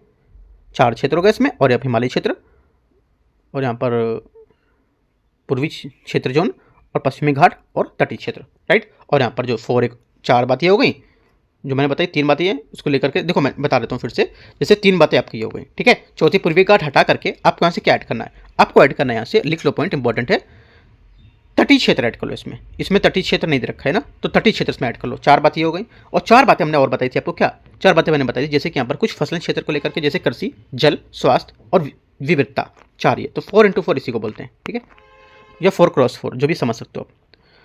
तो याद रखना आंसर क्या होगा 46 का सही आंसर यहाँ से C1 2 3 करेक्ट है। 47 है PFAS पर यहाँ पर एड पॉलीफ्लोरिकल सब्सटेंस के संबंध में विचार करना है। ये बोला है PFAS पेयजल, भोजन और खाद्य पैकेजिंग सामग्री में व्यापक रूप से पाया जाता है। पहली बात 46 का यहाँ से करेक्ट है, क्योंकि यहाँ पर इसका उपयोग नॉन स्टिक पेन है ना, जल यहाँ पर प्रतिरोधी कपड़े और खाद्य जैसी पैकेजिंग व्यापक रूप से इसका प्रयोग करते हैं, जहाँ से भोजन और पानी जहाँ से भोजन और यहाँ पर पानी में पहुँचते हैं, ठीक है। तो पहली बात करेक्ट हो जाएगी यहाँ से। सेकेंड बात है 46 का, सेकेंड है PFAS पर्यावरण में आसानी से विघटित नहीं होते हैं, इसलिए यहाँ पर इन्हें फॉरएवर केमिकल्स कहा जाता है। सेकेंड बात क्या होगी? सेकेंड बात करेक्ट है, क्योंकि रासायनिक यहाँ पर इनकी रासायनिक संरचना काफी मजबूत होती है, जिससे यहाँ पर पर्यावरण में हजारों वर्षों तक भी यहाँ पर नष्ट नहीं होते, इसलिए यहाँ पर इन्हें फॉरएवर केमिकल्स भी कहा जाता है। दोनों बात करेक्ट है। फॉरएवर केमिकल्स पूछ सकता है क्या होता है ये, है ना, कौन कौन से केमिकल होते हैं, ऐसे करके भी क्वेश्चन घुमा सकता है। PFAS जो है इसे लगातार संपर्क में रहने से मनुष्य में, जानवरों शरीर में जो संचय हो सकता है, ठीक है। PFAS के लगातार संपर्क में रहने से मनुष्य और जानवरों के शरीर में जैव संचयन हो सकता है। तो तीसरी बात क्या? तीसरी बात यहाँ से करेक्ट है, क्योंकि ये शरीर से बाहर नहीं निकल पाते हैं और समय के साथ यहाँ पर अंगों में जमा हो रहते हैं, और जिससे यहाँ पर कैंसर और हार्मोनल जैसी समस्याएं हो सकती हैं। तीनों बातें यहाँ से क्या होगी? करेक्ट है। 46 का आंसर डी करेक्ट हो जाएगा। 47 है निम्नलिखित पर विचार करना है संगठन, और यहाँ पर इसका संस्थापक दे रखा है बंग भाषा प्रकाशिका सभा राजा राम मोहन राय, ठीक है। पहली बात क्या होगी? 47 का पहला यहाँ से गलत, क्योंकि बंग भाषा प्रकाशिका जो सभा है 1836 की स्थापना राजा राम मोहन राय ने और उनके अनुयायी, जैसे कि यहाँ पर गौरी शंकर जो थे तारका वर्गीस ने की थी। राजा राम मोहन राय की मृत्यु 1833 में हो गई थी, तो ये बात याद रखना है, गलत हो जाएगा। Second Indian league Shishir Kumar Ghosh, second बात यहाँ से करेक्ट है, 1875 में स्थापना की थी और शिशिर कुमार घोष की राष्ट्रवाद भावना को जगने के लिए की थी करेक्ट हो जाएगा। तीसरी बात देखते हैं ईस्ट इंडिया एसोसिएशन दादा भाई नौरोजी, तीसरी बात क्या होगी? तीसरी बात यहाँ से करेक्ट है, ईस्ट इंडिया एसोसिएशन 1866 की स्थापना दादा भाई नौरोजी ने लंदन में की थी, ये बात करेक्ट है। 2 और 3 सही है, आंसर क्या होगा? सी। 48 है निम्नलिखित पर विचार करना है समिति, और यहाँ पर इसका उद्देश्य दे रखा है, देखते हैं 48 को। बोला जीवन रेड्डी चुनाव सुधार से संबंधित है, ठीक है। पहला क्या होगा? पहले यहाँ पर जीवन रेड्डी जो है ये गलत है, राइट, पहली बात गलत, क्योंकि यहाँ पर जस्टिस वीपी रेड्डी है ना, जो वीपी रेड्डी जीवन रेड्डी की जो है ये समिति सशस्त्र बल और विशेष अधिकार अधिनियम जो अफस्पा है AFSPA उसकी समीक्षा के लिए यहाँ पर गठित की गई थी, चुनाव सुधारों को कोई संबंध नहीं है। पद्मनाभ भैया जो है समिति, ये पद्मनाभ भैया समिति जो है ये यहाँ पर 2000 में गठित की गई थी, उस यहाँ पर पुलिस सुधारों को भर्ती प्रक्रिया को लेकर के थी, सही बात है। जस्टिस मुल्ला समिति ये क्या होगी? जेल सुधार को लेकर के, ये बात करेक्ट है, क्योंकि जस्टिस मुल्ला समिति जेल सुधारों के कैदियों की स्थिति को सुधार करने के लिए की गई थी। तो आंसर क्या होगा? 2 और 3 इसका सही आंसर है B. Question number 49 gig economy है, जो गिग इकोनॉमी है ना, इसको देखते हैं। भारत में और सामाजिक सुरक्षा को लेकर के विचार करना है। सामाजिक सुरक्षा संहिता सोशल सिक्योरिटी कोड 2020 के तहत पहली बार गिग वर्कर को प्लेटफॉर्म वर्कर्स को यहाँ पर सामाजिक सुरक्षा प्रदान करने के दायरे में शामिल किया गया है। पहली बात 49 का पहला स्टेटमेंट यहाँ से करेक्ट है, ठीक है। सेकेंड बात है राजस्थान भारत का पहला राज्य जिसने यहाँ पर गिग वर्कर को श्रमिक को यहाँ पर समर्पित कल्याण कोष और पंजीकरण अधिनियम लागू किया था। सेकेंड बात ये भी करेक्ट हो जाएगा, क्योंकि यहाँ पर राजस्थान जो है 2023 में राजस्थान प्लेटफॉर्म आधारित पर यहाँ पर गिग वर्कर्स को पंजीकरण और यहाँ पर कल्याण को लेकर के अधिनियम पारित किया था। ऐसा करने वाला यहाँ पर देश का पहला राज्य बना था। तीसरी बात है नीति आयोग की report India's booming gig and platform economy के अनुसार गिग वर्कर्स में महिलाओं की यहाँ पर भागीदारी पुरुषों की तुलना में अधिक है, क्योंकि कार्य लचीलापन और फ्लेक्सिबिलिटी प्रदान करता है। तीसरी बात गलत है, क्योंकि नीति आयोग की रिपोर्ट के अनुसार गिग वर्कर्स जो वर्कर्स है तेजी से बढ़ रहे हैं, लेकिन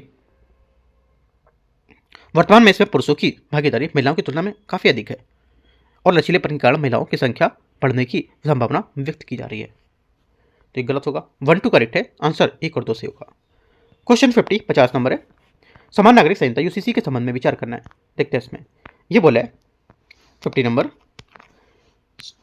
संवैधानिक अनुच्छेद 44 राज्य को पूरे भारत में नागरिकों के लिए एक समान नागरिक संहिता सुनिश्चित करने का निर्देश देता है। पहली बात 50 का पहला स्टेटमेंट यहाँ से करेक्ट है, ठीक है, क्योंकि यहाँ पर आर्टिकल 44 राज्य के नीति निर्देशक तत्व में प्रावधान है कि यहाँ पर राज्य के पूरे जो क्षेत्र होता है उसमें नागरिकों के लिए यहाँ पर एक समान नागरिक संहिता सुनिश्चित करने का प्रयास करेगा।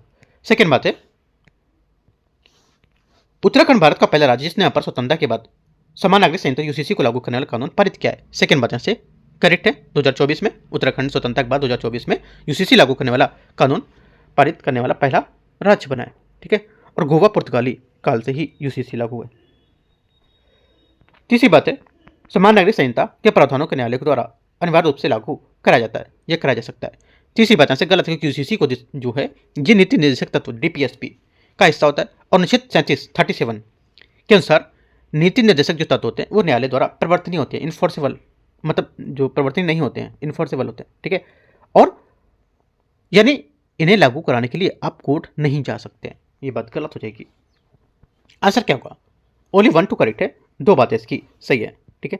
तो इस टाइप से हम लोग ने यहाँ पर क्या देखा, जो टेस्ट यहाँ पर है फुल लेंथ टेस्ट अपना यूकेटी है चैनल, ठीक है, इसका पहला नंबर यहाँ पर टेस्ट है, काफी अच्छे क्वेश्चन यहाँ पर मैंने फ्रेम किए हैं, ठीक है, और भी अभी आगे जो क्वेश्चन रहेंगे हर टॉपिक के कुछ न कुछ अच्छे अच्छे क्वेश्चन जो न्यूज़ में आ रहे हैं वो सब क्वेश्चन भी ऐड किए जाएंगे, करंट अफेयर्स के भी, और साथ में यहाँ पर जो हिस्ट्री का, जैसे किसी का 50 साल पूरा हो रहा है, किसी का 20 साल पूरा हो रहा है ना, किसी का 110 साल पूरा हो रहा है, तो उसको भी लेकर के क्वेश्चन यहाँ से फ्रेम किए जाएंगे, क्या क्या न्यूज़ में चला उसको लेकर के यहाँ पर डीप में क्वेश्चन स्टैटिक से लेकर आएंगे, ठीक है। तो टेस्ट नंबर 2 आपका आएगा 1 से 2 दिन में फिर से, राइट। अभी यहाँ पर पार्ट 2 कराने के बाद कल पार्ट 2 कराएंगे, उसके बाद अगला दिन आएगा वो आपका टेस्ट नंबर 2 होगा, ठीक है। मिडनाइट मान सकते हो या थर्सडे मान सकते हो, राइट।